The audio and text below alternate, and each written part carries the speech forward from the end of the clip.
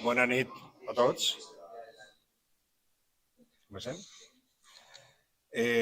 Us presente a Marciano Vidal García, que està entre nosaltres en esta primera sessió del fòrum Cristianisme i ara i així. Marciano Vidal és prevere i pertany a la Congregació del Santíssim Redentor, els redentoristes. Nascut l'any 1937 a San Pedro de Trones, León, Marciano va estudiar filosofia i teologia al Seminari Sant Alfonso de Laguna de Duero. Després va estudiar a la Pontifícia Universitat de Salamanca, on es va llicenciar en teologia. I després a Roma, a l'Acadèmia Alfonsiana, on es va doctorar en teologia moral. També va fer estudis de psicologia en la Universitat Complutense de Madrid.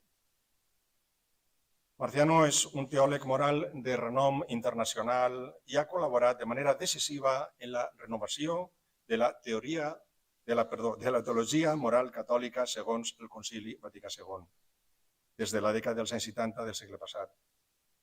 Ha sigut professor ordinari en la Universitat Pontificia de Comillas i en l'Instituto Superior de Ciencias Morales de Madrid i també ha estat professor de l'Acadèmia Alfonsiana. És col·laborador de la revista Vida Nueva.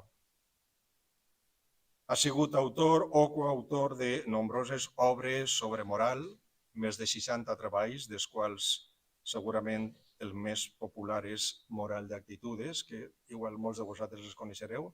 L'altre dia parlava amb un amic meu que havia estat seminarista i recordava aquest treball molt fonamental per la seva formació. Moral d'actitudes és un treball molt traduït a moltes llengües i molt usat en seminaris i en universitats catòliques. Però moltes altres obres, com també La estimativa moral, Moral cristiana, Nuevo catecismo, La propuesta moral de Juan Pablo II, Feminismo y ética, cómo feminizar la moral, La espiritualidad cristiana según el Papa Francisco, Concilio Vaticano y teología pública, etc. I sobretot, la monumental Història de la teologia moral, un gran projecte d'investigació i de divulgació de la història de la teologia moral de 10 volums, una visió sistemàtica de tot el camp de la moral cristiana de la qual mancaven. Doncs bé, feta aquesta introducció, li passe la veu a Marciano, que ens parlarà sobre el tema transformacions actuals de la moral, patologies de la moral cristiana. Marciano, cuando quieras, bienvenido.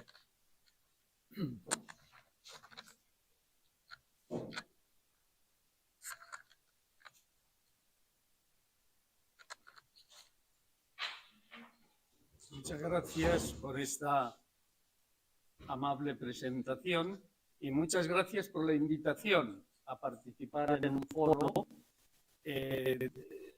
tan cristiano como el presente, que es decir mucho. Y me toca a mí hablar no de las patologías de la teología moral, sino de la situación de la teología moral. Hablaré en términos más bien positivos y no directamente negativos, pero lo que diga yo positivamente, entiéndase también de forma negativa, si alguien prefiere hacerlo, cosa que no les deseo, porque hay que plantear las cosas de forma positiva y no negativa. Yo voy a tratar de presentarles la situación de la teología moral en términos generales, ya que después irán apareciendo los diversos temas en los foros siguientes, o en este foro. Y lo voy a hacer de forma no estática, sino un poco dinámica. Algo así como genéticamente cómo se ha ido transformando la teología moral católica.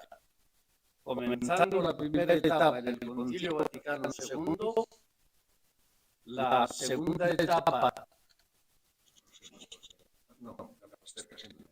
la primera etapa será el Concilio Vaticano II, la segunda etapa será el Papa Francisco y en tercer lugar la situación presente. Como ven, es muy fácil el seguir la presentación que voy a hacer, aunque no lo haga en la lengua de ustedes, pero es la que conozco, aunque también conozco el gallego, si quiero puedo hablar en gallego. porque mi pueblo, que es de León, es límite con Galicia. Y en mi pueblo solamente se hablaba castellano en los dos foros que decíamos un poco fascistas, que era la escuela y la iglesia. En el resto hablábamos en el idioma normal del gallego de una frontera.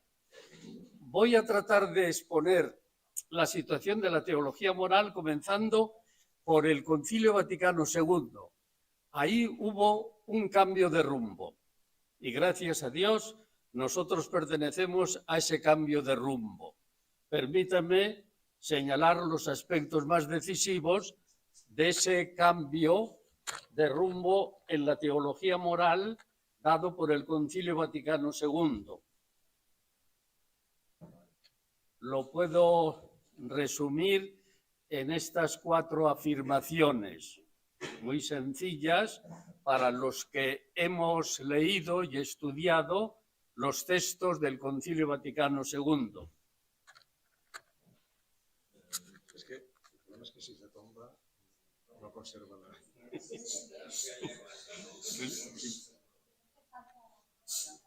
En primer lugar, el primer dato que da lugar al cambio de rumbo en la teología moral católica fue un voto, un imperativo del Concilio Vaticano II que aceptó lo que habían propuesto algunos teólogos durante la primera parte del siglo XX, que era renovar la teología moral.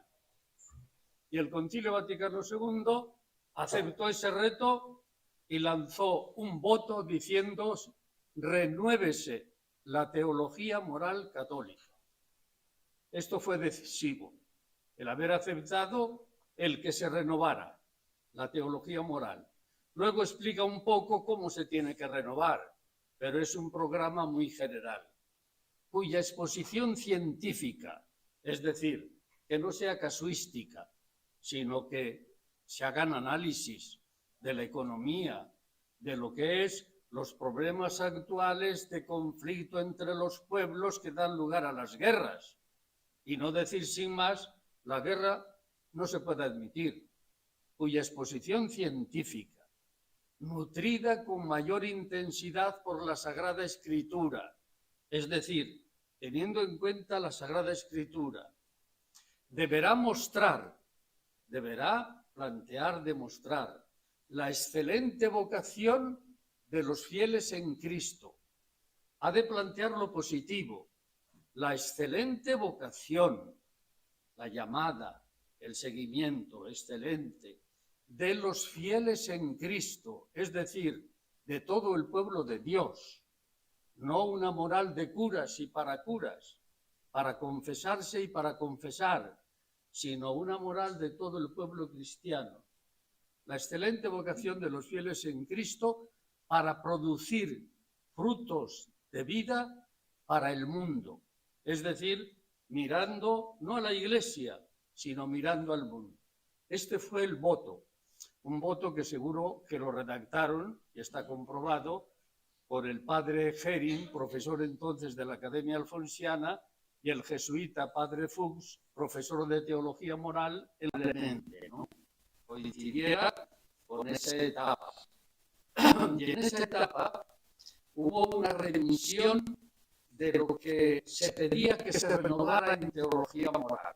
Hubo una especie de pausa y de prevención y casi de decir no se renueve, tal como se venía renovando.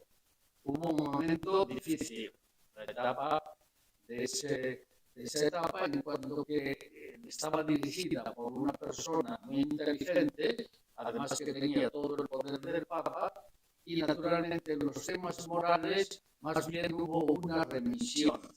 No digo una negación, pero sí una remisión. Pero esa etapa ha desaparecido. Y entonces es cuando ahora ya decimos consolidación del paradigma del Concilio Vaticano II por medio del Papa Francisco. Como ven, paso la etapa negativa, como dicen por mi tierra, corro un tupido velo sobre esa situación y no pasa nada, ¿eh? Pero fueron años duros, años bastante duros con respecto a la teología moral. Y llega el Papa Francisco y da lugar a lo que es la segunda etapa que quiero resaltar, es la consolidación del paradigma del Concilio Vaticano II por medio del Papa Francisco. Como ven, paso la etapa negativa, como dicen por mi tierra, corro un tupido velo sobre esa situación y no pasa nada, ¿eh? Pero fueron años duros, años bastante duros con respecto a la teología moral. Y llega el Papa Francisco y da lugar a lo que es la segunda etapa que quiero resaltar, es la consolidación del paradigma pedido por el Concilio Vaticano II. Consolidación y acrecentamiento, las dos cosas. Me detengo un segundo sobre ello. En primer lugar, se consolida la renovación pedida por el Concilio Vaticano II.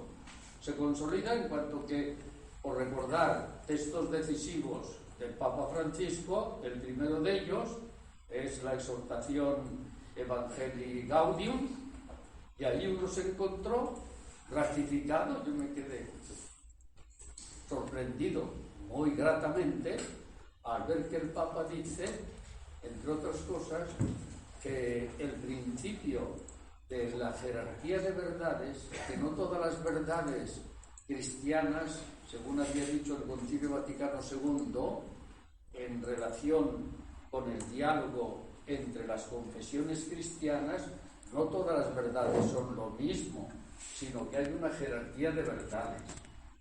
Una cosa es creer en Jesús muerto y resucitado, que es decisivo, y aunque te dé fuerza la fe, pues puede creer también en las indulgencias, pero el que no le dé fuerza a la fe no pasa nada si no cree en ellas, ¿no? Pero cree en lo esencial. Entonces hay una jerarquía de verdades, ¿no? Y esto lo decían para las verdades, por así decirlo, dogmáticas. Y pocos se atrevían, yo sí me atreví una vez, decir que también servía para las verdades morales. Y lo que dijo el Papa en el primer texto dice, y esto sirve también para las verdades morales. Fue gratificante de encontrar en ese texto, decir, hay jerarquía de verdades, y se le ocurre a cualquiera, pero no lo podíamos decir. Prácticamente, si era pecado mortal, era lo mismo una cosa que otra, ¿no? Faltar al amor de Dios, que no ser, pues, práctico en las relaciones interpersonales, ¿no? Y el Papa dice, también en las verdades morales.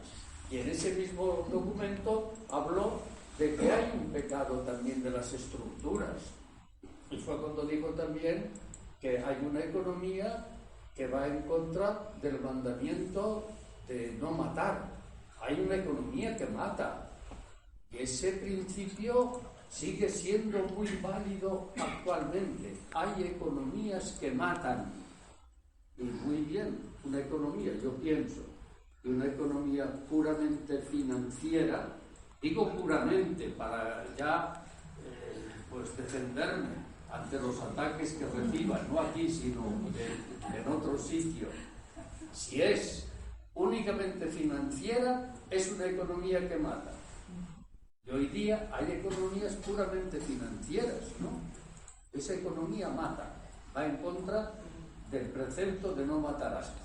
Nos encontramos, por lo tanto, que el Papa consolida, y sobre todo consolidó el paradigma del Vaticano II cuando en la exhortación apostólica Amoris Laetitia sobre el matrimonio llegó a decir que, bueno, si hay una pareja de bautizados, católicos bautizados, que se han divorciado y se han vuelto a casar, las nuevas parejas casadas, civilmente, obviamente, que piensen en su conciencia si de verdad pueden o no pueden comulgar. Esto fue decisivo, fue una bomba en el terreno de la teología moral católica. Y esto lo dijo en ese documento de Amoris Laetitia. Fue tal bomba que 4 grandes cardenales, cabezas inteligentísimas, uno de ellos yo lo conocía muy bien, el Carlos Cafarra, que era un inteligentísimo, y a los otros 3 cardenales que le dijeron al Papa que eso no se podía aceptar, que iba en contra directamente de la tradición de la Iglesia. Y el Papa lo mantuvo. Esa nota 42 del texto de Amoris Laetitia, donde dice que si en conciencia deciden comulgar, pueden hacerlo. Esto es una afirmación de un nuevo paradigma en teología moral. Entonces el Papa, he señalado solamente 2 aspectos, pero consolida el paradigma que se inició en el Concilio Vaticano II y que quizás quedó un poco puesto entre paréntesis en algún momento de la etapa posconciliar. Y ahora el Papa lo abre y dice: manténgase. Y además no solamente consolida, sino que lo acrecienta. El Papa Francisco ha acrecentado el paradigma teológico moral. Lo ha acrecentado mucho en términos de moral fundamental, dando importancia a lo que es el juicio de discernimiento, muy típicamente jesuítico.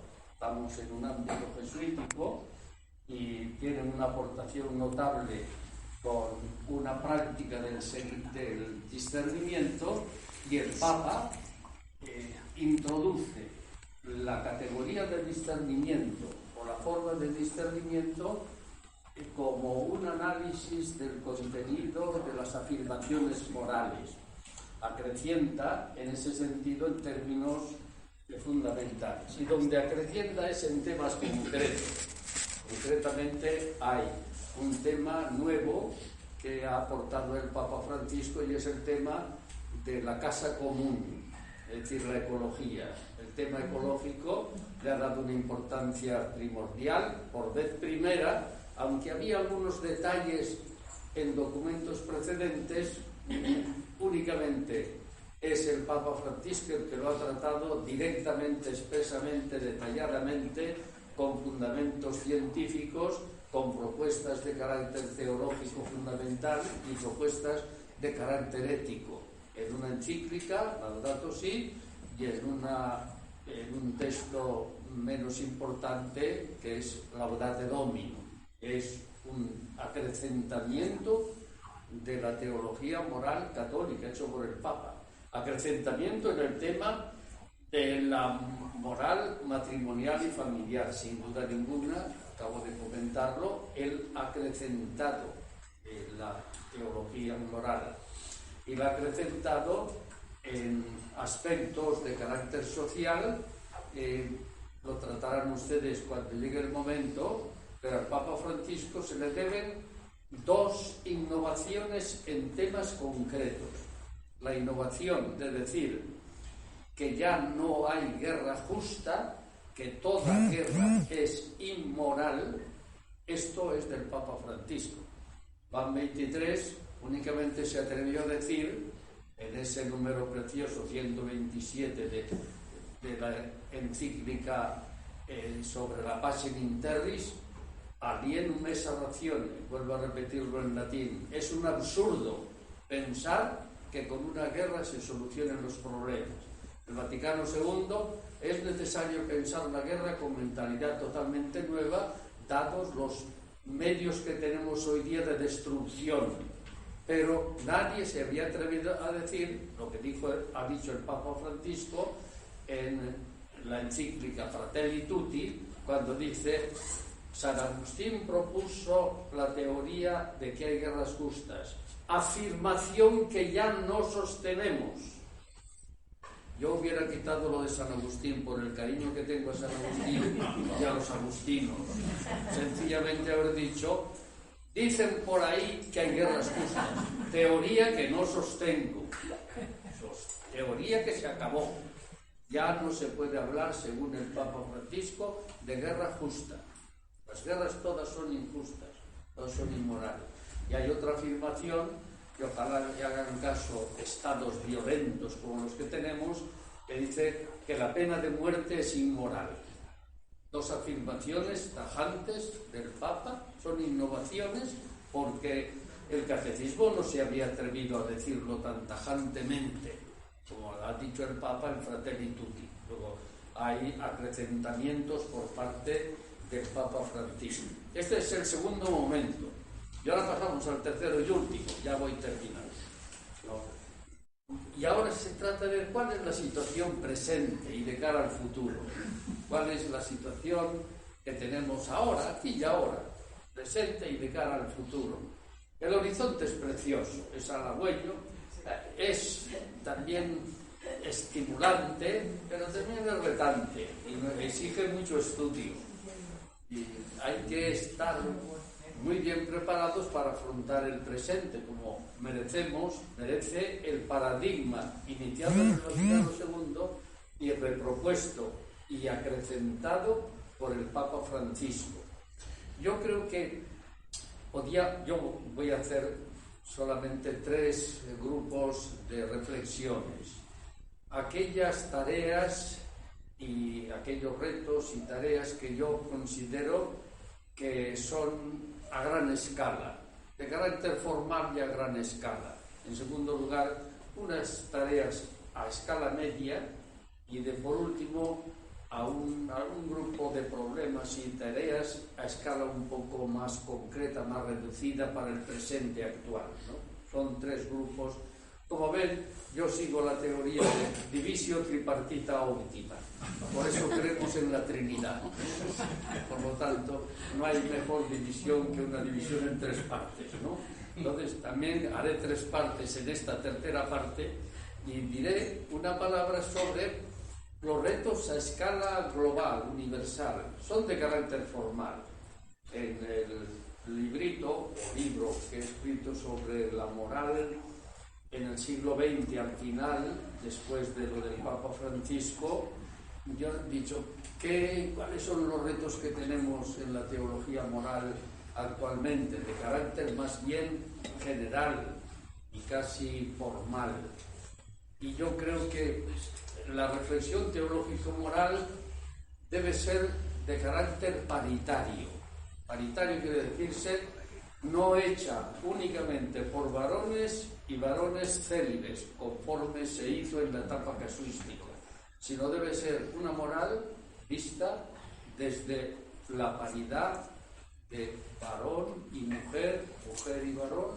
Es necesario que entre sobre todo el punto de vista femenino en la moral católica, porque está muy masculinizada, créanmelo. Y la culpa la tengo yo también, ¿no? Pero la culpa no la tengo yo, sino el superior que me mandó que estudiara moral, ¿no? Entonces, yo creo que se necesita una teología moral, se pide hoy, que sea paritaria. El punto de vista de todos, ¿sí? Y sobre todo el punto de vista de la mujer y del varón, que hará grandes aportaciones. Está haciendo la teología desde el punto de vista de la mujer, está logrando grandes aportaciones al acervo común, sin lucha ninguna, sino uniendo todos los puntos de vista, que sea una teología paritaria. Se pide también, en segundo lugar, como tarea de estas de carácter formal y global, que sea una reflexión situacionada.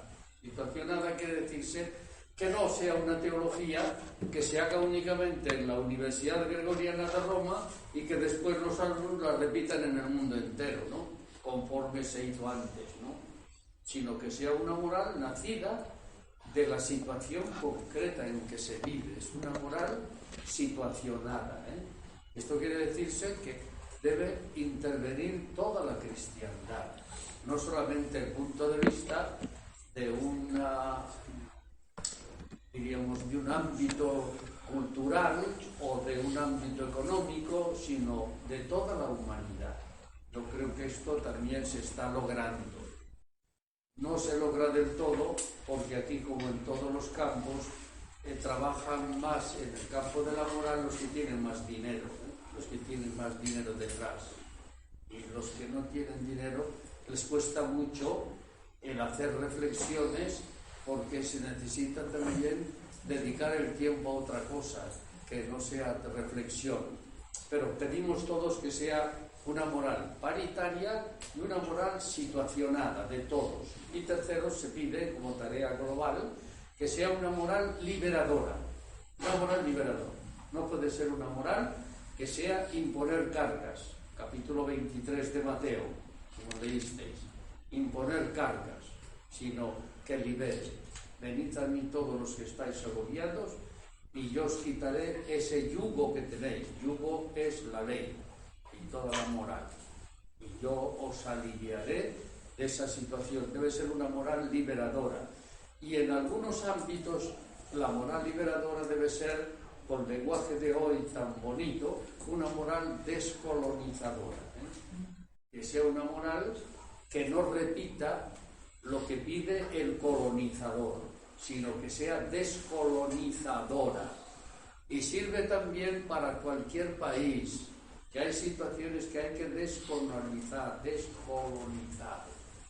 Una moral que descolonice, y no una moral que mantenga el colonialismo cultural, lingüístico, económico, de poderío, de medios bélicos, etcétera, sino que sea una moral liberadora, estará situacionada, y una moral con la paridad de visiones masculina, femenina. Son tres retos de carácter más bien formal que precisan ser puestos de manifiesto en trabajos, en ocupaciones, es decir, también lleva consigo la liberación económica de esos países, de esas situaciones. En segundo lugar, tareas a medio plazo o tareas a escala media. Yo señalaría aquí dos grupos de retos que tenemos en la teología moral. Yo creo que hay dos grandes grupos, no dos retos, sino dos grandes grupos de retos, que son, le tengo ganas al primero y al segundo con gusto me metería, pero soy incapaz de hacerlo. Solamente señalo el campo. En primer lugar, hay que plantear los problemas morales de la convivencia humana a escala planetaria. No se puede ya pensar en ningún tema si no es a escala planetaria. Hay que colocarle en la mente una escala nueva, la escala planetaria. Entonces los problemas a escala planetaria son la paz, hay que pensar la paz a escala planetaria. No es cuestión de Putin o de otros, sino es cuestión planetaria, la paz. La cuestión del desarrollo económico a escala planetaria y la cuestión de los derechos humanos a escala planetaria. Y cuarto, la cuestión de la ecología a escala planetaria.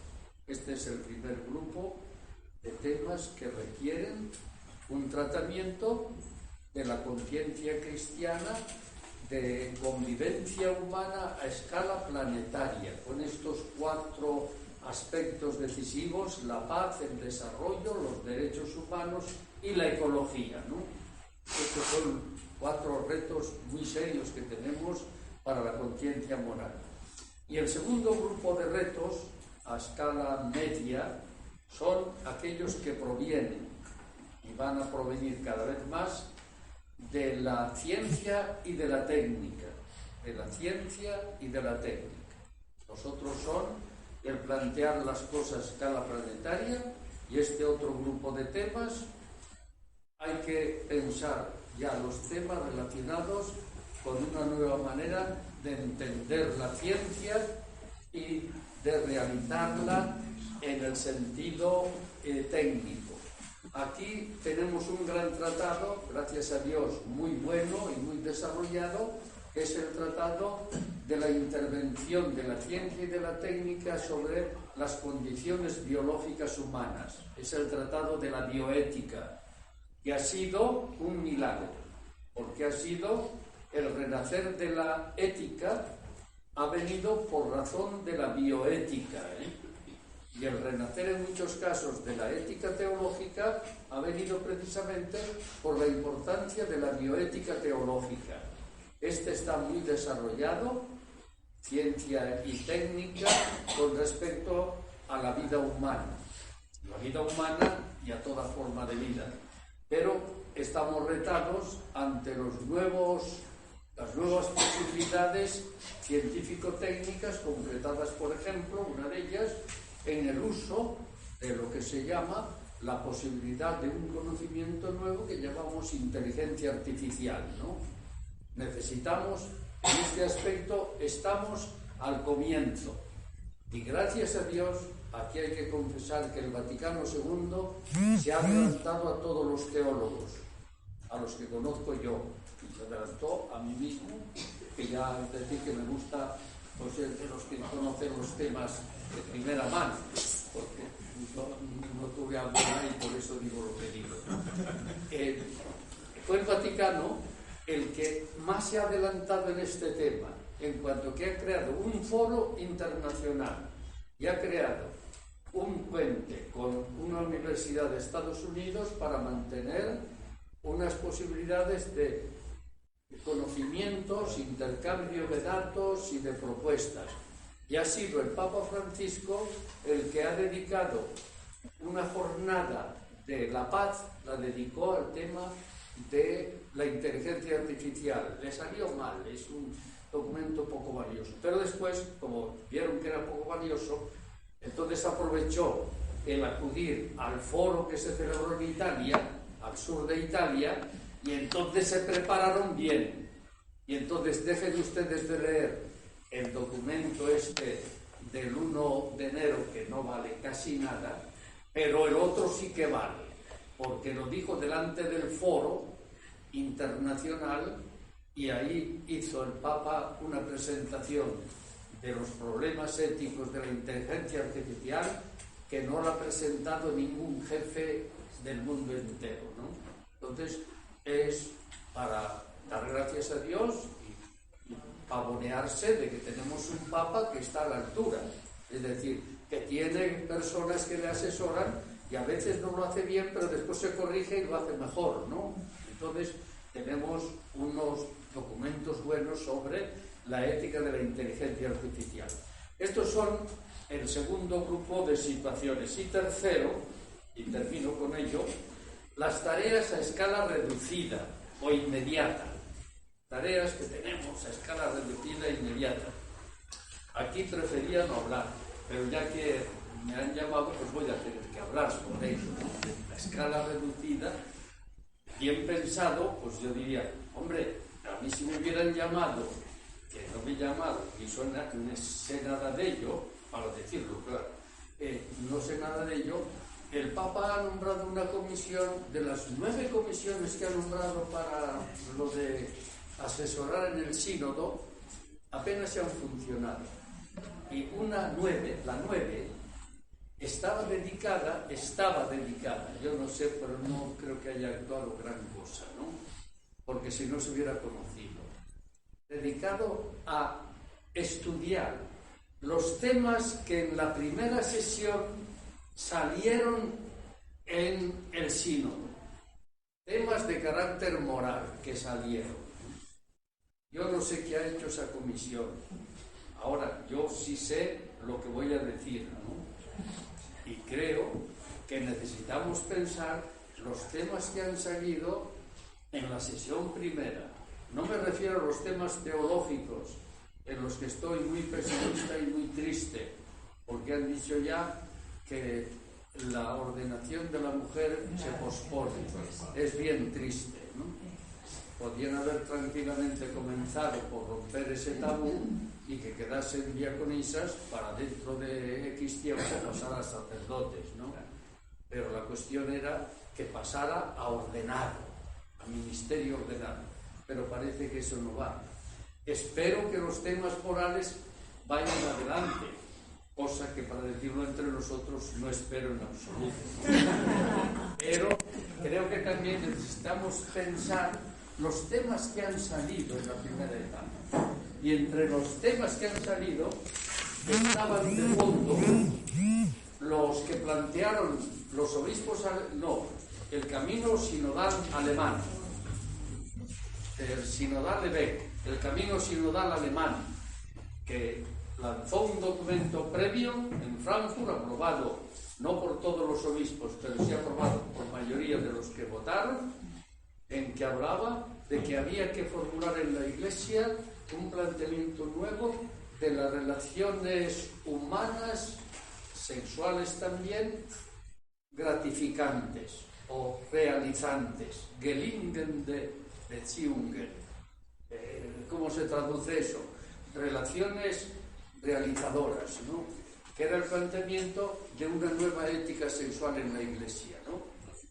El tema de la ética sexual general, los divorciados vueltos a casar, los problemas de los homosexuales y parejas homosexuales y también los problemas de la contracepción, etcétera, todos los problemas planteados.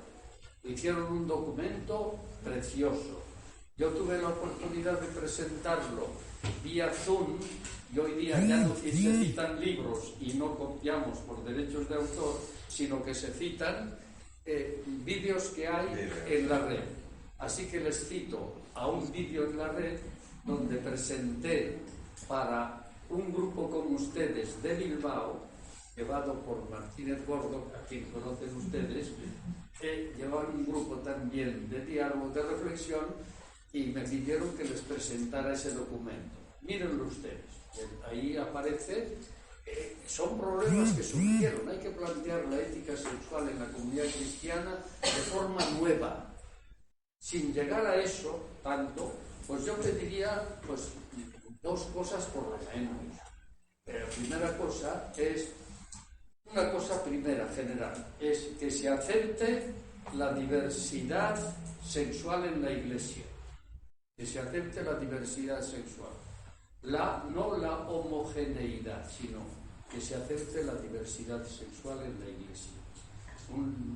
Hay un articulito en la revista, ya que la citaron, Vida Nueva, en donde aparece esto, dicho por mí, que hay que pedir a la Iglesia el aceptar la diversidad sexual. Y aceptar la diversidad sexual supone el cambiar la idea que tenemos de lo que es, ojalá la Iglesia Católica diera el paso ese, en este momento. Aceptar el que existe una condición sexual, que llamamos condición homosexual, que no es conforme dicen los textos oficiales que tenemos, condición viciada. Borrar eso, borrarlo. No es condición viciada, sino que es una condición querida por Dios. Explíquenlo como quieran, pero es una condición dada y querida por Dios. Y deben pertenecer a la comunidad cristiana. Hasta ahora tenemos esa cosa que tantos problemas ha causado y que muchas iglesias del mundo no aceptan, que se les bendiga como pareja. Y yo pediría más que se les acepte como pareja en la comunidad cristiana y que realmente estén integrados como parejas que son. Si en la sociedad civil se admite como pareja, ¿por qué no se va a aceptar en la comunidad cristiana? Porque hubo momentos en que no se aceptaron en la Iglesia matrimonios que se aceptaban en la comunidad civil. Y hubo otras veces en que la Iglesia aceptó matrimonios que la sociedad civil no aceptaba. La Iglesia es mucho más amplia, acepta lo que hay y algo más, ¿no?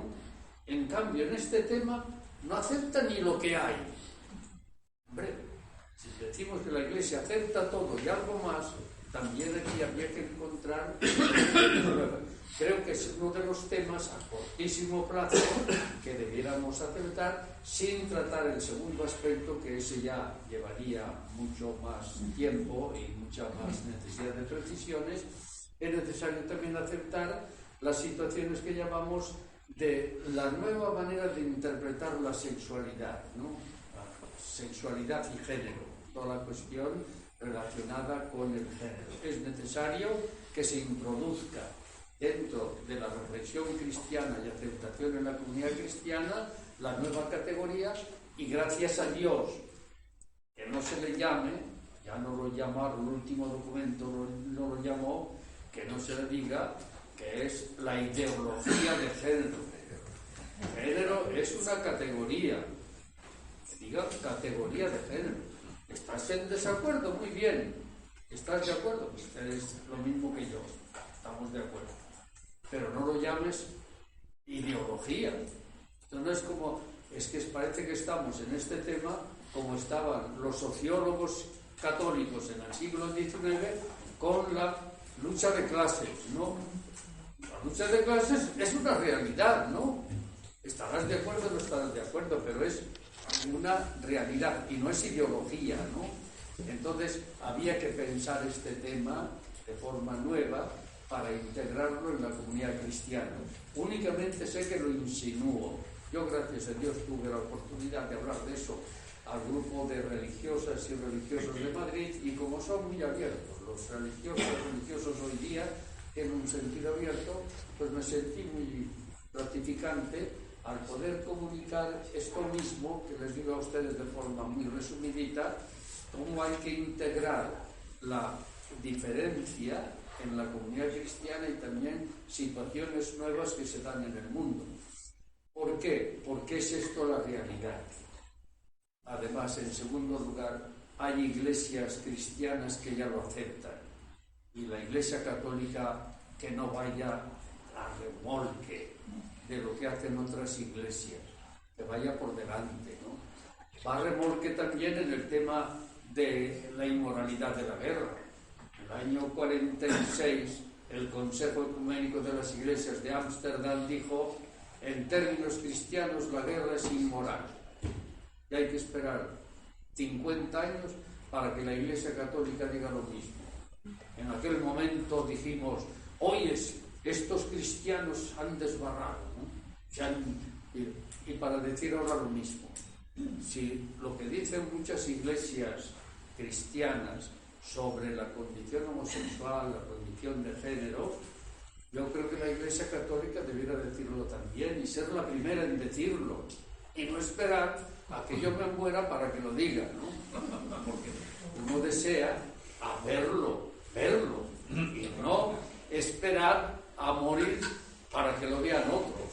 Entonces sí tendremos unos problemas que resolver, y ojalá se resuelvan de forma, pues, según el Evangelio, a muy corto y a muy reducido plazo.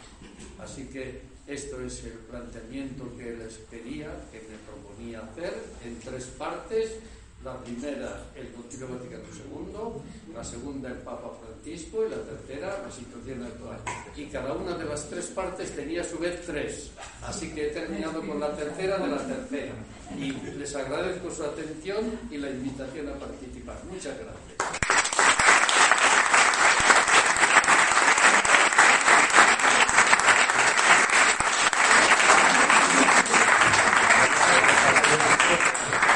Gracias, Marciano, por tu clara y diáfana exposición.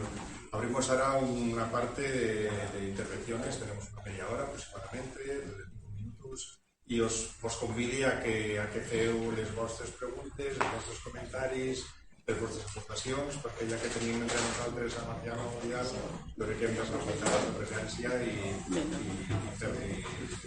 plantejar-hi coses.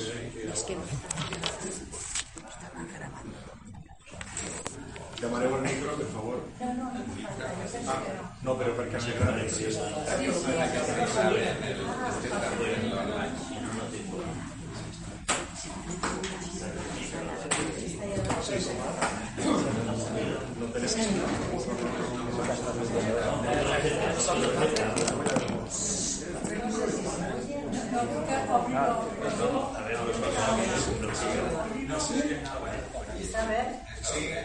Parla. La señora Sterling, ante un tema tan serio, tan teológico, tan de la moral, que es la Inquisición, todo lo que tenemos ahí en los cristianos, le haya puesto tanto sentido del humor, me ha encantado.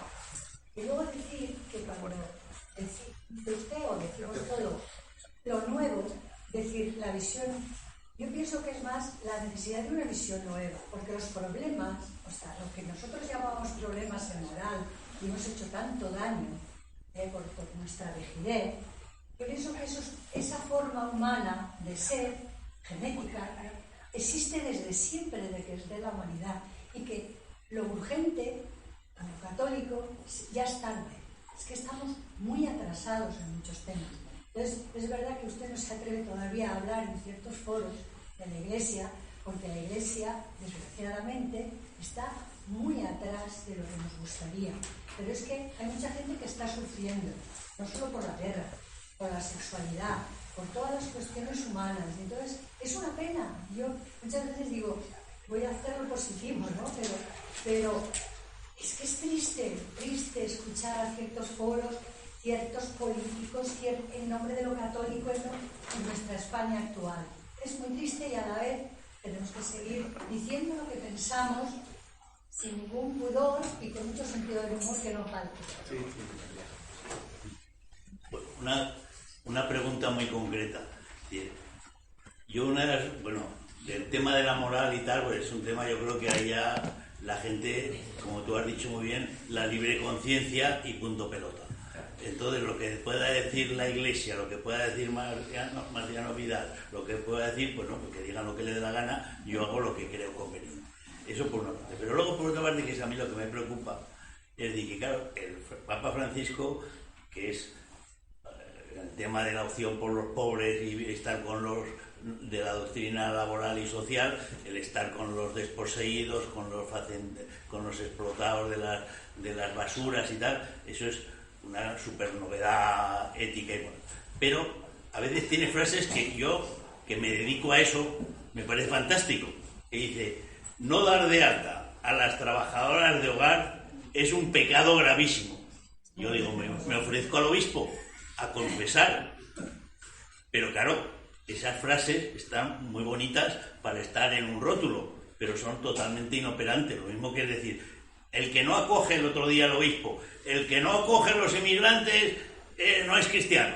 Bueno, pues una frase muy moral y muy ética, pero que no sirve absolutamente para nada, porque los vemos a la puerta de la calle y ahí enfrente, en esa casa que es del ayuntamiento, está ocupada por gente que duerme allí y no nos pasa nada.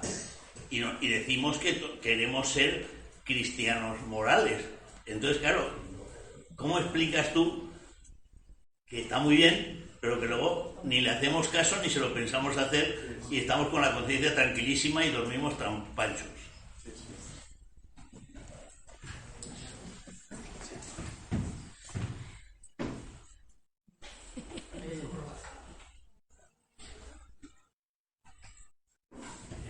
Gracias por las dos aportaciones, gracias. Son de carácter general.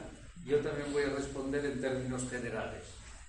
Con respecto a la primera, estoy muy de acuerdo que hay mucha gente que ya pasa, ¿no?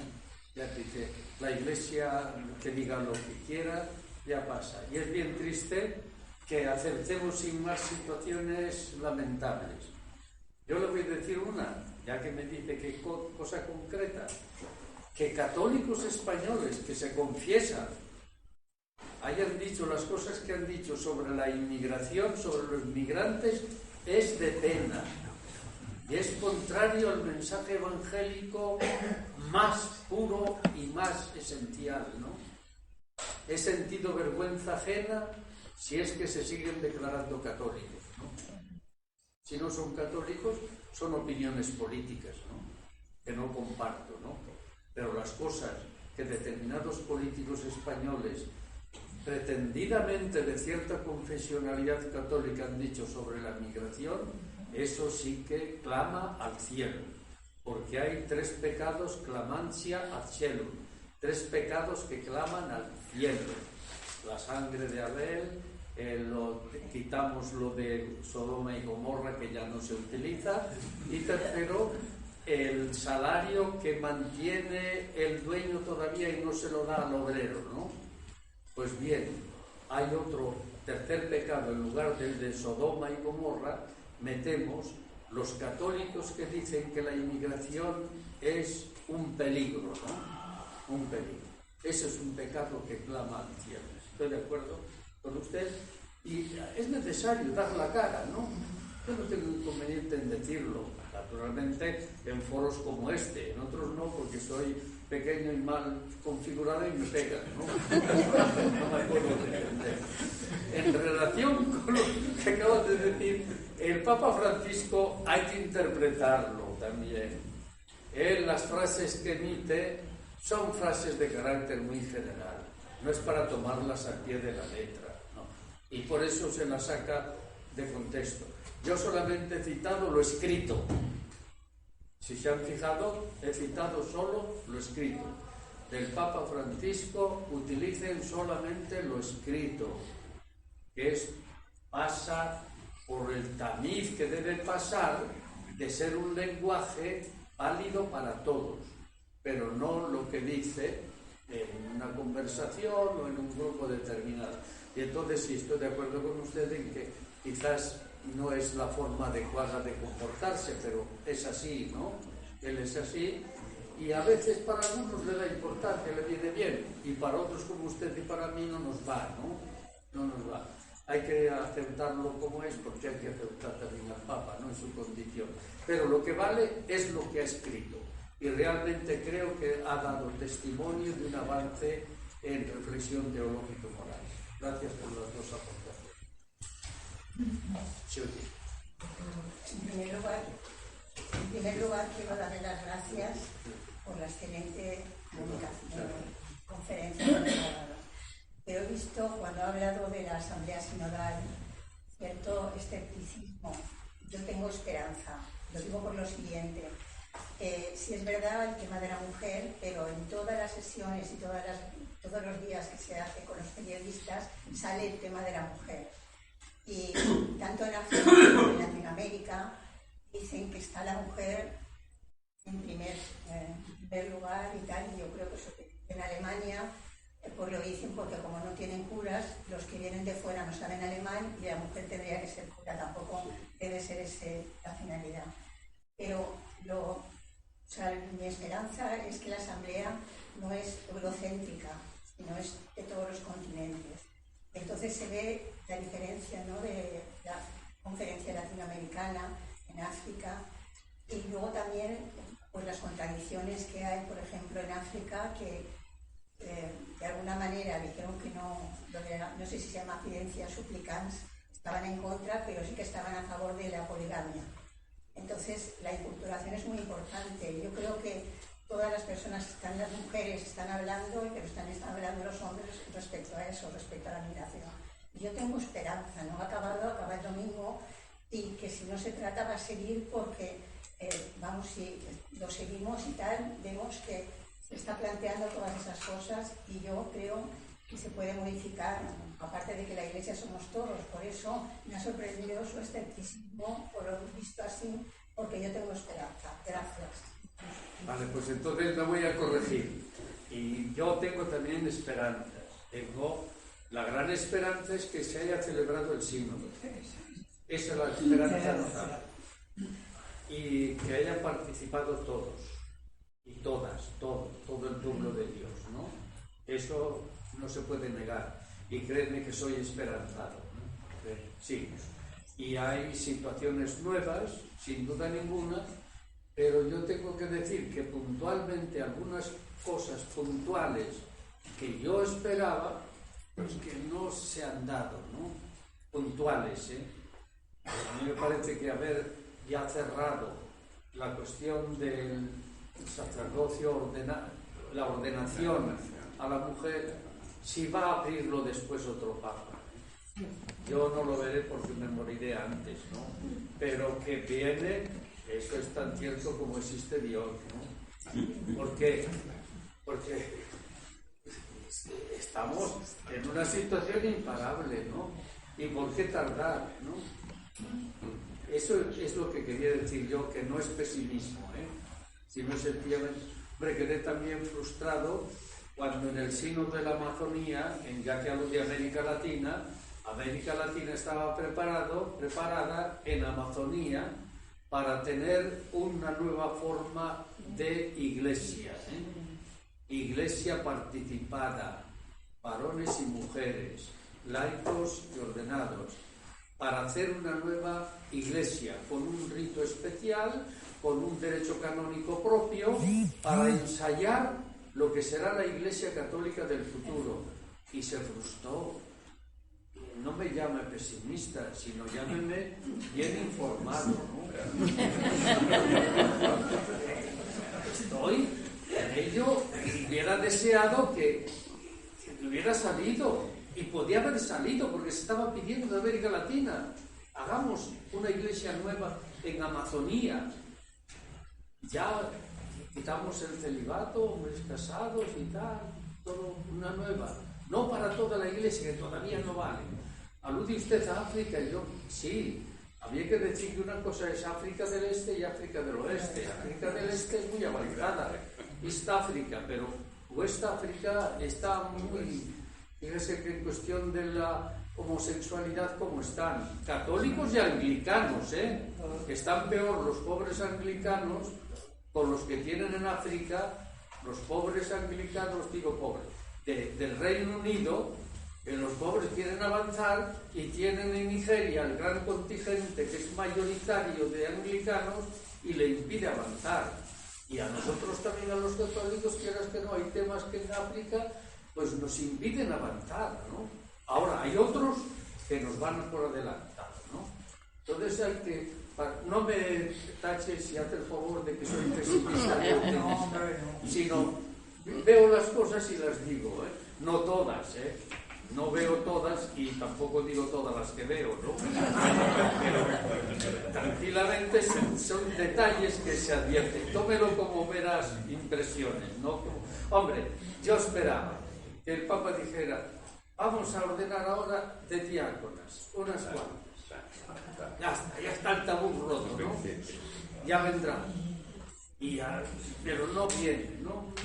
Y claro, mire, también otro detalle, están un poco molestos en el sínodo, porque ahora toda la frase que más se utiliza dice, hay que escuchar al Espíritu, hay que escuchar. Y claro, eso indica que no hay que hablar. Claro, esto es muy italiano. Cuando te dicen que hay que escuchar, quiere decir que no hables, ¿no? Los españoles hablamos más directamente, pero el italiano, cuando quiere decir que se calle, dice, dobbiamo ascoltarci. Vuol dire no ne parli a los medios de comunicación, ¿no? Así que no hablan los medios de comunicación. Y mucho de esto hay en el sínodo ahora, que están un poco nerviosos algunos, ¿no? Cuando me dicen que hay que escuchar, quiere decir no hables, porque han restringido un poco el hablar de afuera. A pesar de ello, comulgo con usted en optimismo. Pleno. Muy bien. Sí. ¿Cómo cree usted que condiciona los poderes públicos? Llegamos al palco del Bernabéu, por ejemplo, en las decisiones que toman bien la jerarquía a nivel universal o bien las conferencias episcopales. Porque últimamente, por ejemplo, la Conferencia Episcopal Española pues ha desbarrado, a mi juicio, bastante a la hora de enfocar problemas que se han vivido en el Estado y que realmente los ha tratado con un partidismo y una incomprensión bastante generalizada. No sería yo capaz de responder totalmente a la gran pregunta que ha hecho. No sería capaz. Sospecho, nada más, tengo sospechas que los episcopados de la nación están más condicionados que la cumbre del Vaticano. Primera reflexión. Están más condicionados porque están más cercanos a la realidad, ¿no? Y que el episcopado español ha tenido ciertas connivencias, Esto parece que es cierto, ¿eh? Yo no digo que sea cierto, pero parece que sí es cierto. Yo creo que fue más cierto hace 10 años. Si usted me hubiera hecho la pregunta hace 10 años, le hubiera contestado que sí inmediatamente, ¿no? Hace 10 años, cuando había otro presidente de la Conferencia Episcopal. Sin duda ninguna, en aquella etapa estaba condicionada por planteamientos del partido de derechas, ¿no? Bien, en temas relacionados con el conjunto de los pueblos de España, evidentemente, y con otros problemas. Actualmente, yo no me atrevo a decirlo, ¿eh? No me atrevo a decirlo que sea tanto, ¿eh? Ahora, que de seguro que habrá algo, sí, pero tanto no me parece. Es lo que me parece a mí ahora, en relación a la situación del Estado español con respecto a la jerarquía, o la jerarquía con respecto al Estado español. La jerarquía siempre mira y tiene en cuenta cuestiones pues, muy prácticas. Es normal que un padre esté pensando en si trae un sueldo y trae pan para los hijos o no, ¿no? Es normal que los obispos piensen en si hay dinero para atender a situaciones humanas pues muy deficitarias. ¿Qué se hace con los curas de los pueblos, etcétera, ¿no? Es normal que piense en todo eso y que para obtener tenga que ceder, ¿no? Parece lo más normal. No debiera ser así, pero es así. En cuanto al Vaticano, no creo que haya tanta connivencia, ¿eh? No creo, porque este Papa además ha tenido algunas intervenciones que denotan todo lo contrario, de esas raras que tiene él, de esas. Cuando dijo aquello de sí, la guerra de Ucrania, y de que le lleven junto a Estados Unidos en el norte de México, que le pongan ahí los misiles, a ver qué hace Estados Unidos, ¿no? No lo dijo el Papa. Claro, le ponen los misiles a la puerta de la URSS en Ucrania. ¿Qué va a hacer la URSS? ¿Qué haría Estados Unidos si le ponen los misiles en la frontera de México, ¿no? De esas cosas del Papa. Eso indica que el Papa no está dominado, ¿eh? O cuando ha dicho, dice esto de la guerra, hay que pensarlo. Dice, y pensarlo significa, en el término latino, que pecunia nervus belli. El dinero es el nervio de la guerra, ¿no? Y el Papa ha dicho, ¿quién se lucra de la guerra? ¿Quién? Lo que dijo Eisenhower, el complejo militar industrial, ¿no? El problema es el complejo militar industrial. Hay armas de sobra y hay que utilizarlas. Y hay que inventar nuevas armas para que el mercado siga. Y eso lo ha dicho el Papa. Y a mí me ha agradado que el Papa hable así. Y dijo las dos cosas, que no se atreve a decirlo nadie, ¿eh? Nadie. Eso de decir que ponga usted misiles a la puerta de Estados Unidos a ver qué hace Estados Unidos, ¿no? Y segundo, ¿quién se lucra de esta guerra? ¿Quién? El complejo industrial militar, ¿no? Esto es el Papa. Yo creo que el Papa está menos condicionado. Ahora, los episcopados puede ser que sí, ¿eh? Pero tampoco sé yo para decirlo tajante. Gracias. Es solamente un comentario referido a los 3 puntos. Yo quisiera insistir en la necesidad de una lectura integral del Vaticano II, una lectura integral del Papa Francisco y una lectura integral de nuestro tiempo.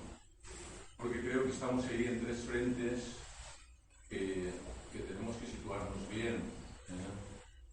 Yo soy un cura de barrio, todavía un cura rural, llevo 40 años, pero me parece que a veces en el Vaticano II todavía nos queda mucha ideología. Yo para este año me propongo 4 objetivos muy elementales con las 4 constituciones. Yo les decía a la gente que nos aprendamos todos el nombre los que venimos el domingo. Ahí tenemos la Sacrosantum Concilio para hacer una asamblea participativa. Que todo el mundo sepamos manejar la Biblia y encontrar los libros, y ahí tenemos la Dei Verbum. Que sepamos reunirnos con gente de cualquier forma de pensar. Ahí tenemos la Lumen Gentium. que sepamos salir al barrio y estar ahí con la gente y hacer cosas pensando en el barrio, porque ahí tenemos la Gaudium et Spes, ¿no? Es decir, que hagamos una lectura, o que evitemos una lectura ideológica y que tratemos de hacer una lectura más integral. Eso con respecto al Vaticano II. Con respecto al Papa Francisco, pues yo diría lo mismo. Yo creo que el Papa Francisco sigue siendo el mismo y sigue hablando de los temas que él quiere con una gran libertad. Habla de la inmigración y lo prioriza en la jerarquía de verdades, y habla del aborto y chirría por todos los frentes. Y habla de la ideología de género cuando tiene que hablar, y habla de la integración de cualquier tipo de persona. Entonces, con esa misma libertad, que seamos capaces de hacer una lectura no ideológica y sí integral del Papa Francisco.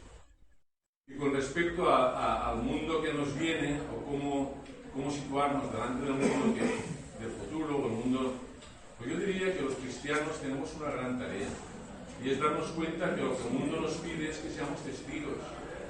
Testigos de vende todo lo que tienes, testigos de no tener un sitio donde reclinar la cabeza, y testigos de otra forma de entender la sexualidad y la vida.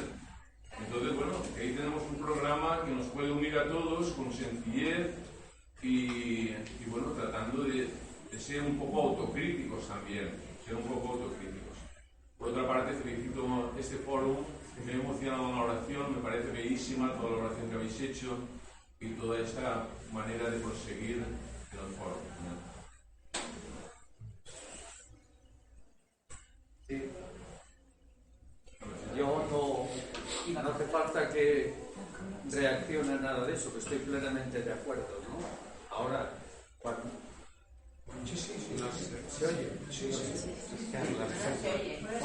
Solamente quería decir que, estando plenamente de acuerdo con lo que acaba de señalar, que hay que hacer una lectura integral, a mí me tocaba exponer del Vaticano II qué es lo que tiene de moral. Y lo expuse, nada más, que cada uno vea. El Papa Francisco, lo que tiene de moral, que cada uno vea, ¿no? Y admito todo lo que además dice el Papa Francisco. Y de la situación presente, yo he señalado solamente dos cuestiones que me parecen decisivas, ¿no? Las cuestiones del mundo planetario donde estamos, eso se le ocurre al tonto de mi pueblo. Se le ocurre que hay que plantear las cosas a escala planetaria, la economía, los derechos humanos, la política y después la ecología.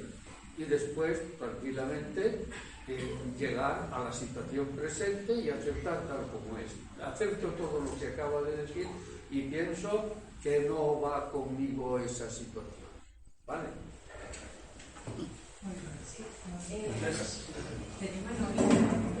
Siento repetirme un poquito porque iba en la línea de la compañera que ha hablado de la esperanza que teníamos las mujeres en que fueran cambiando muchas cosas. Y iba en ese sentido, siento repetirme un poco, pero es que recuerdo haber leído el último artículo en el que se hablaba del portazo que se ha dado en el sínodo y ya no se argumentaban ni siquiera cuestiones teológicas, se hablaba de falta de madurez. Vamos, falta de madurez, a mí lo que me parece que sobra es miedo. Eso sí que creo que sobra con madurez. Es mi reflexión y gracias a la ponente y a todas las reflexiones que estáis haciendo, que nos enriquecen. Vale, gracias. A ver. No, que quede por mi parte el optimismo frente al sínodo, pero también con los matices que cada uno puede tener dentro de, que desearía mucho más de lo que hay. Volviendo a lo que has comentado, la situación militar. Más fuerte. Volviendo sobre lo que has comentado del nuevo paradigma de la moral, que tiene que ser situacional. Eso tiene el problema de que requiere que las situaciones sean parecidas en los diferentes lugares. Cuando hay que tomar definiciones, como se tiene que hacer siempre para toda la Iglesia, eso plantea el problema grave que se ve ahora, por ejemplo, se comentó aquí también antes, con los africanos que no aceptan porque no lo entienden qué significa esto del aborto. Entonces, ¿cómo se combina esos grandes problemas que tenemos que resolver entre todos con esto? Pues es una pregunta muy importante esta, porque ya no lo pienso. No podemos planear un catolicismo igual para todo el mundo. La teología ya no se hace como se hacía antes del Vaticano II o después, se hacía en Roma para el mundo entero, te lo puedo asegurar. La teología que dominaba en el mundo entero era la teología que hacían los padres jesuitas en la Gregoriana, y se iba repitiendo en diversos sitios, y era una teología muy buena, y era la teología unitaria católica. Eso ya no funciona, no puede ser así, sino que hay que hacer teologías inculturadas. ¿Cuánta inculturación? Hombre, llegar a inculturación en el sentido de un barrio, de un pueblo que tiene 400 habitantes y hacer 4 teologías distintas, se le ocurre a uno que no, No. Ahora, ¿qué tipo de partición hacemos para hacer teologías? Pues que vea cada grupo de concienciación y de situación la teología que requiere, ¿no? Entonces debe ser una teología inculturada, necesariamente.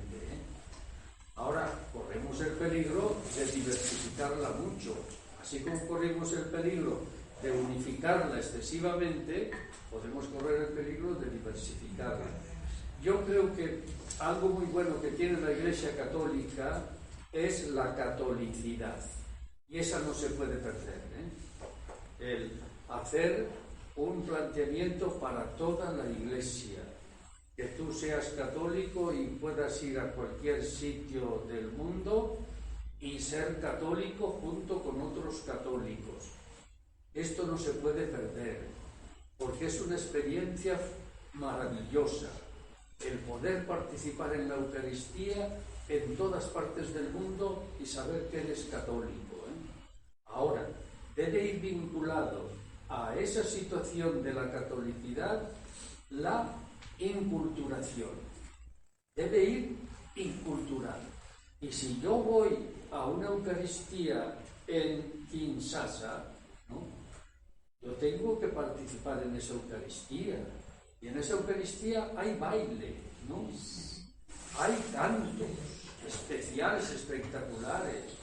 Hay movimientos que no hay en la parroquia donde estoy yo en Madrid, Y yo debo inculturarme, Y esa es la inculturación más fácil, Esta, la litúrgica, que fue la primera que se hizo en África, que es la más fácil de todas porque se acepta. Pero también he de pensar que debo inculturarme, y lo sacaban aquí, no lo quise sacar yo. Se acepta situaciones de poligamia en una etapa previa para llegar a una igualdad de la mujer y del varón, porque el problema de la poligamia no es problema sexual, sino es problema de relación de géneros. No. Puedo tolerar una relación de géneros que sea imperfecta, pero no para decir que eso es lo bueno, sino para decir que no debe haber poligamia, que es poliginia, no es poligamia, es tener varias mujeres, y entonces eso yo no lo acepto, pero lo acepto de paso, como se acepta en África, sobre todo del este, más bien por los anglicanos en Kenia, porque lo he visto, y por los católicos allí mejor, que en África del Oeste están más condicionados por lo católico, Hay que decir, yo no quiero la poligamia, porque es poliginia, Es desvirtuar el sentido de igualdad. Ahora, la puedo tolerar como etapa, Y ya, voy allí y acepto esa situación, pero soy católico. Hay que combinar las dos orientaciones. La catolicidad, todos para todos, pero después la inculturación. Y tenemos, gracias a Dios, salió aquí, yo no lo dije, lo remacho ahora y lo acepto. Tenemos el caso de dar bendición a las parejas homosexuales, Y el Papa ha dicho que si algunas iglesias de África no les va por el momento o por su situación, que no lo hagan, ¿no? Y hay iglesias de África que han dicho que no se dará la bendición a parejas homosexuales. Y el Vaticano ha dicho eso está muy bien. Pero eso no indica que en Alemania no se haga, ¿no? Donde llevan haciéndolo cantidad de tiempo. Y que no se haga en Bélgica, donde han pedido no solamente, sino mucho más, que han sido los más avanzados, los flamencos. Bélgica flamenca, ¿no? Esa es la catolicidad de respeto. El africano debe respetar a los flamencos de Bélgica y los belgas, que además están muy afincados de siempre en el Zaire, que respeten también las situaciones africanas. Y yo creo que ha sido una cosa muy bonita en este documento de la bendición a parejas homosexuales, una norma general, pero con la aceptación de la inculturación. Inculturación de paso, ¿no? Quiere decirse, si les parece a los obispos de África que no, han dicho que no. Ahora, no se le ocurre decir ahora, aquí en la situación de España, a los obispos españoles, decir, aceptamos una situación de poligamia en España. ¿Dónde se le ocurre? ¿No? ¿No? Sí. No le ocurre a nadie. En cambio, en África, aceptamos una situación de paso para que de verdad vayan solucionando el problema, que es problema económico, el problema de relaciones, para que lleguen a una situación de igualdad de marido y mujer, que no haya necesidad de que exista poliginia. Me parece que has dado en el problema y podemos tener esa doble orientación, la catolicidad y la inculturación. Y cada tema para todos, pero inculturado, y no uniformado. O dicho de otra manera, que cada uno haga lo que quiera. Ni uniformado, ni que cada uno haga lo que quiera. Sino hay una forma para todos, pero inculturada según la situación. Eso sería la solución correcta, a mi manera de ver. ¿Parece? Gracias. Vamos a dejarlo aquí, pero yo quería hacerte una pequeña pregunta, yo personalmente. Ya que eres ya que te tenemos entre nosotros, a ver, y como ha salido aquí también, hay un término que invocan mucho la jerarquía, los obispos e incluso el Papa Francisco, que es ideología de género. Está fundamentado, teológicamente se puede hablar de que existe una ideología de género. Tiene una base como para argumentativa de cara al magisterio, de cara a la teología moral. En la llamada ideología de género nos llevaría muy lejos el hacer un planteamiento exhaustivo, nos llevaría muy lejos, porque es una situación hoy pues muy amplia con muchos matices.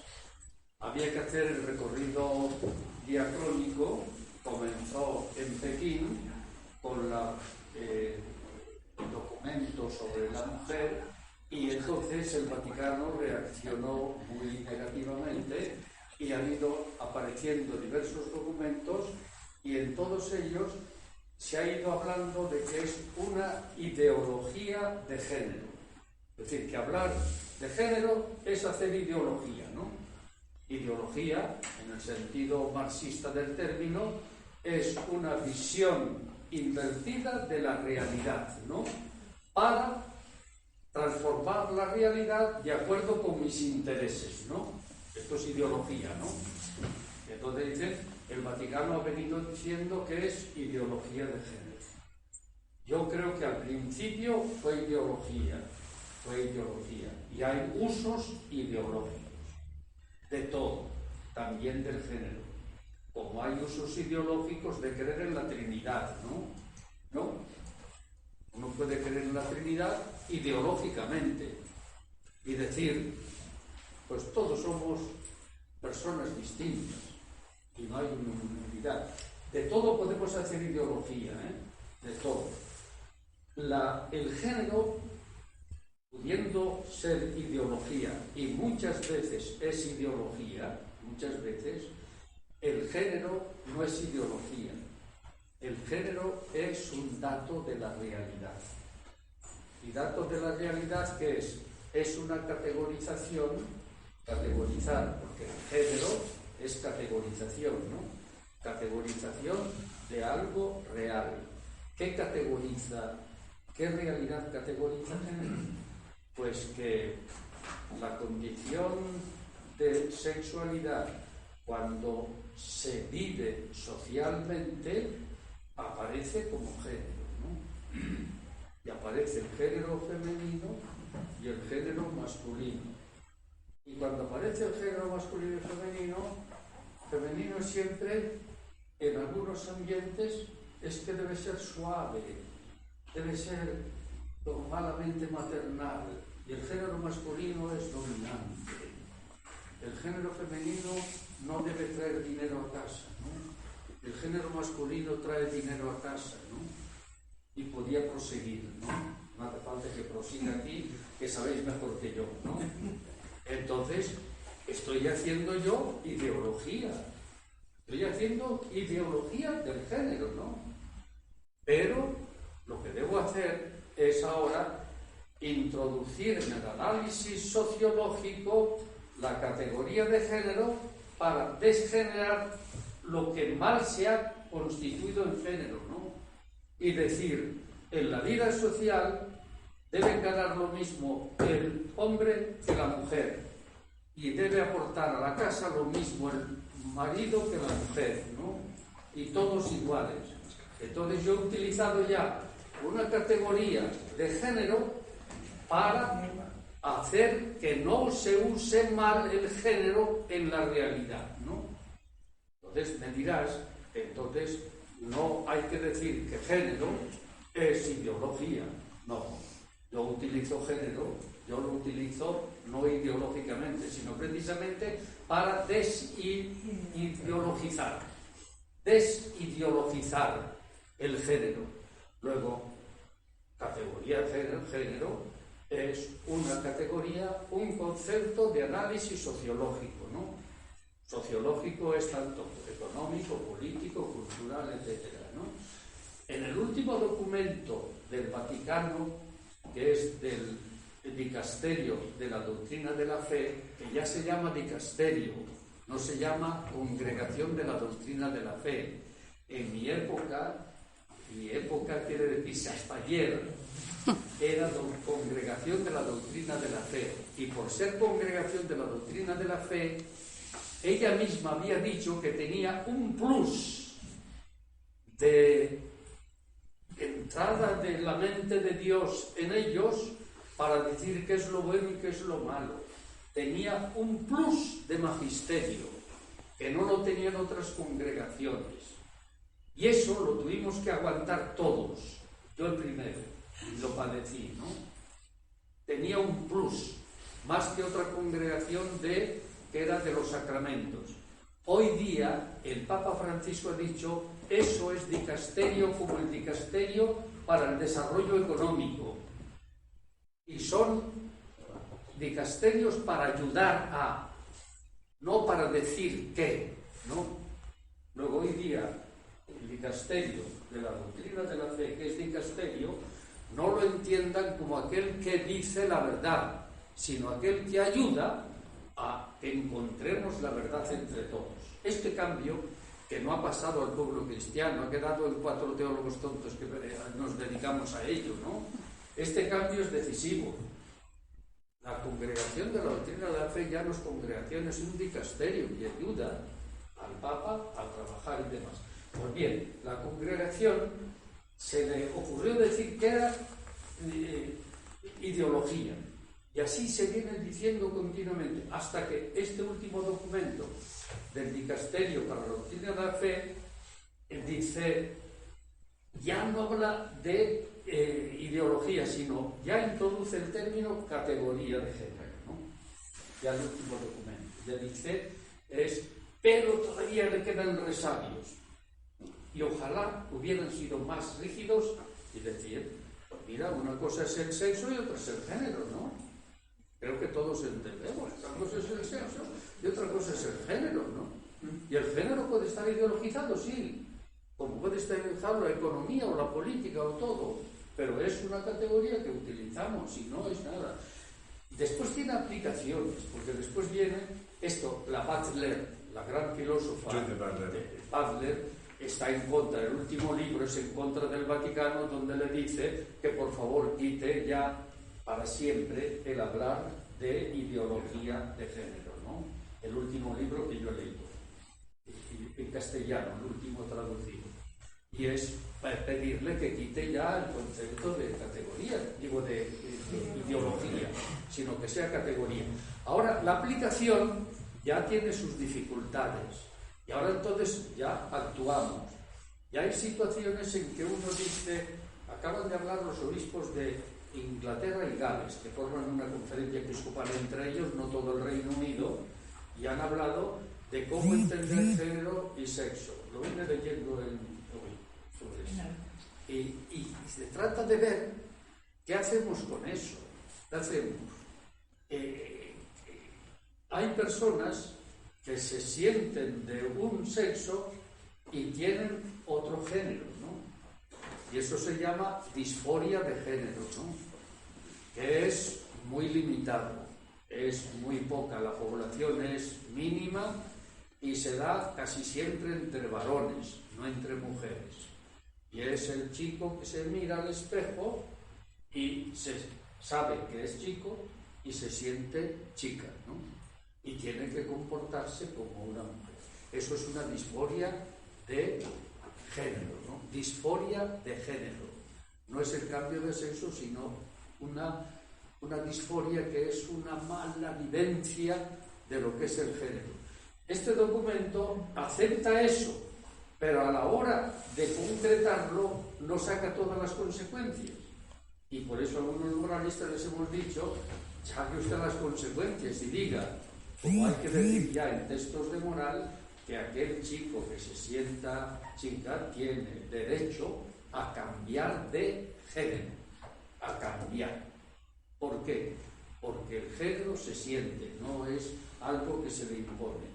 Y esto lo insinúa, pero no acaba de decirlo. Pero otra cosa es toda la cuestión que hay en el mundo de parafernalia, de transexualidad y esto y lo otro. Eso es aparte, ¿no? Aquí estamos hablando de cosas serias y de cosas concretas, de personas que se sienten, saben de un sexo y se sienten de otro género distinto al que normalmente corresponde el sexo. Entonces tienen derecho a cambiar de sexo para adecuar el sexo al género. Vale más el género que el sexo, ¿no? Y no se impone el sexo. Esto llevaría más lejos toda la cuestión de la trans. Es un tema que ojalá sea tratado aquí por parte de gente más sabia que yo, ¿eh?